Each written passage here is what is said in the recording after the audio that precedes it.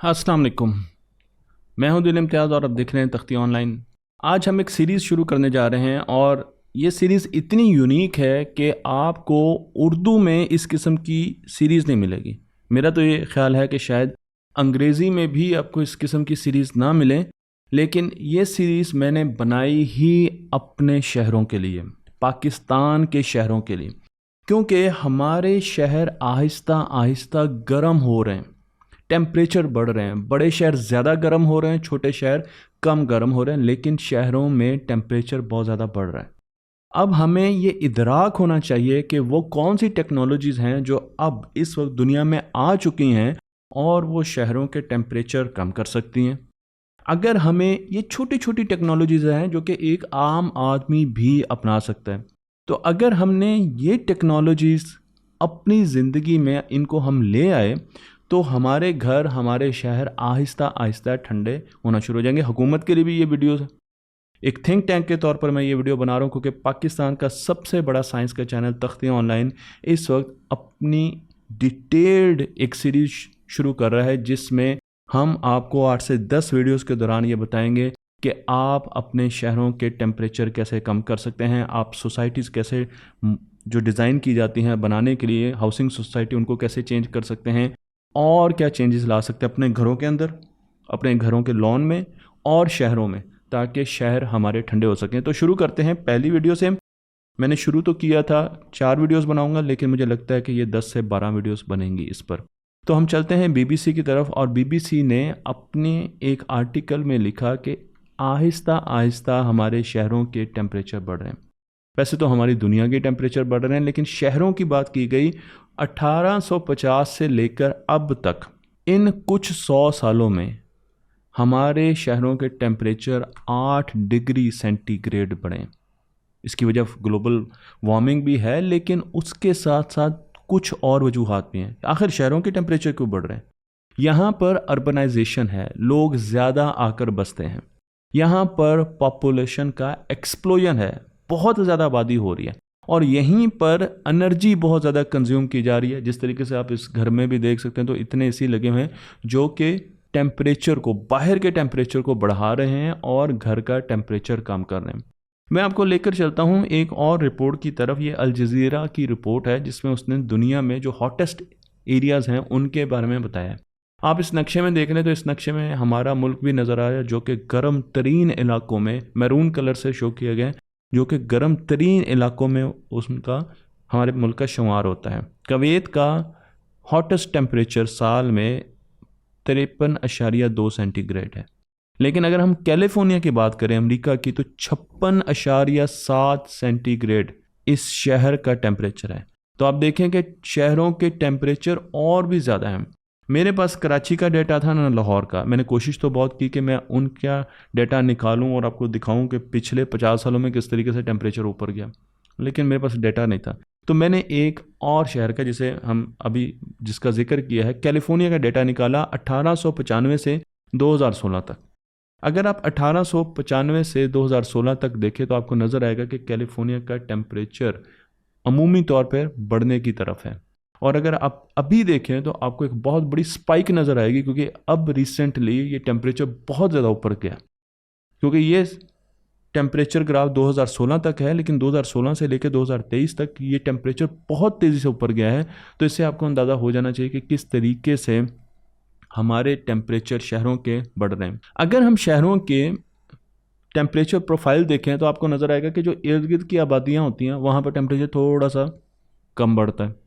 उनसे दूर चले जाएं, जो चरागाहें होती हैं, वहाँ पर टेम्परेचर नॉर्मल होता है।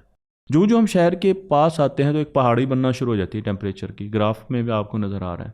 और जहाँ पर बिल्डिंग ज़्यादा होती हैं, गुंजान आबाद इलाके होते हैं, वहाँ पर बहुत ज़्यादा टेम्परेचर होता है। इस फिनोमिना को अर्बन हीट आइलैंड कहते हैं। ये ग्लोबल वार्मिंग की वजह से नहीं है, ये इंसानों की वजह से, ये हमारे शहरों के डिज़ाइन की वजह से। हम शहरों में जिस तरीके से एनर्जी पूरी करने के लिए और ठंडक पूरी करने के लिए जिस तरीके से टेक्नोलॉजी का इस्तेमाल करते हैं, ये उससे रिलेटेड है। तो ये टोटली ठीक किया जा सकता है, इसका ताल्लुक ग्लोबल वार्मिंग से नहीं है। अगर हम अर्बन हीट आइलैंड की बात करें तो आपको ऐसा लगेगा कि शहर के गिर्द एक ग्लोब है और उसके अंदर हीट ही हीट ट्रैप है। उसकी वजह यह है कि शहरों में ग्रीन हाउस गैस बहुत ज़्यादा मिट की जाती है। हमारे रिक्शे देख लें, हमारी गाड़ियाँ देख लें, बसें देख लें, कोई कंट्रोल ही नहीं है। तो यहाँ से CO2 जा रही है, यहाँ से हमारी फैक्ट्रियों से मीथेन जा रही है, सल्फ़र जा रहा है, हमारी कार्बन मोनोऑक्साइड जा रही है। तो इस जितनी भी ग्रीन हाउस गैसेज हैं वो यहाँ से निकल रही हैं शहरों से। उसके बाद शहरों को बनाने के लिए हम टफ टाइल्स का इस्तेमाल करते हैं, कंक्रीट का इस्तेमाल करते हैं, ग्लास का इस्तेमाल करते हैं, बिल्डिंग्स। तो ये सारे के सारे मटेरियल आगे मैं डिटेल में बताऊंगा, बहुत ज़्यादा टेम्परेचर बढ़ाने में मदद देते हैं। और उसके साथ साथ शहरों में दरख्त तो है ही नहीं, पार्क्स तो हैं ही नहीं। तो ये वो बेसिक कुछ चीज़ें हैं जो कि हमारे शहरों को गर्म करें। लेकिन इस वीडियो में हम एक ही नुक्ता नज़र लेकर चलेंगे हैं, और वो ये है कि जो सर्फेसेस हैं, जो शहर की सरफेस है, वो कैसे शहर को गर्म कर रही है और उसे किस तरीके से ठंडा किया जाता है। मैं आपको एक साइंटिफिक टर्म से आगाह करना चाहूँगा जिसे एल्बिडो कहा जाता है। एल्बिडो का मतलब ये है कि किसी भी सरफेस की सनलाइट को रिफ्लेक्ट करने की ताकत कितनी है। अगर तो एल्बिडो बहुत कम है, यानी ताकत कम है, जितनी भी सनलाइट आ रही है वो सारी की सारी अब्जॉर्ब हो रही है, तो इसका मतलब ये है कि वो सरफेस बहुत ज़्यादा गर्म है, आप उसके ऊपर पाँव नहीं रख सकेंगे। और अगर उसका एल्बिडो ज़्यादा है, यानी वो जितनी भी सनलाइट आ रही है उसको रिफ्लेक्ट कर रही है, तो उसका एल्बिडो 1 होगा, यानी मैक्सिमम होगा। तो अब वो सरफेस बहुत ठंडी है, आप उस पर पाँव रख सकते हैं, आप आराम से उसके ऊपर चल सकते हैं। अब सवाल ये पैदा होता है कि जो मटेरियल हम इस्तेमाल करते हैं शहरों में, जो सड़कें बनाने के लिए, जो टफ टाइलिंग के लिए कंक्रीट का इस्तेमाल हो रहा है, क्या उसका एल्बिडो कम है या ज़्यादा? क्योंकि उसकी वजह से हमें पता चलेगा कि उसके अंदर कितनी हीट ट्रैप हो रही है। तो कंक्रीट का एल्बिडो 0.4 है, यानी कंक्रीट बहुत ज़्यादा सनलाइट एब्जॉर्ब करता है। अगर आप कंक्रीट से भी आगे जाना चाहें तो एसफल्ट, यानी जो लुक होती है जिससे हम सड़कें बनाते हैं, उसका एल्बिडो 0.1 है, यानी वो बहुत गर्म है। और आपको पता है कि सड़कों पे तो गर्मियों में हम अंडे फ्राई कर लेते हैं। इस किस्म की यूट्यूब पर वीडियोस आपको बहुत नजर आएंगी। तो लुक या सड़कें बहुत ज़्यादा गर्म है।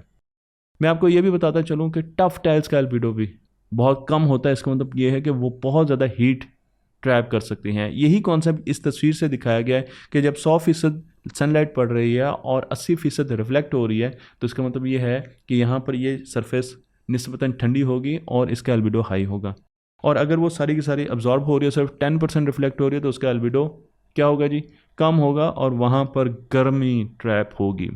स्नो का, बर्फ़ का एल्बिडो सबसे हाई हो। इसका मतलब ये है कि बर्फ़ या स्नो, असल सही वर्ड तो ये है, स्नो सनलाइट को ज़्यादा रिफ्लेक्ट कर देती है, उसका एल्बिडो हाई है। इसी तरीके से क्लाउड्स का एल्बिडो हाई होता है। वो भी क्लाउड्स पर जो सनलाइट आती है, एक तखमीने के मुताबिक 40% जो ज़मीन पर सनलाइट वो क्लाउड्स ही रिफ्लेक्ट कर देते हैं, तो वो गर्मी नहीं आती। क्लाउड्स कम होंगे तो ज़मीन पर ज़्यादा गर्मी होगी। मैं आपको यहाँ पर एक बहुत मशहूर एनिमेशन दिखा रहा हूँ। ये एनिमेशन एक एक्सपेरिमेंट पर बेस की गई थी। इसे reuters.com, अगर आप यहाँ पर जाएं तो ये एनिमेशन आपको मिलेगी भी। इसमें दिखाया गया था कि किस तरीके से दिन में टेम्परेचर बढ़ता है मुख्तलिफ सर्फेसेस का। यहाँ पे 2 सर्फेसेस ली गई हैं, एक है घास और दूसरा क्या है जी? एसफल्ट। लुक, इस वक्त 10 बजे हैं दिन के और एयर का टेम्परेचर 28 है, तो ग्रास का टेम्परेचर 29 है और एसफल्ट का टेम्परेचर है 33।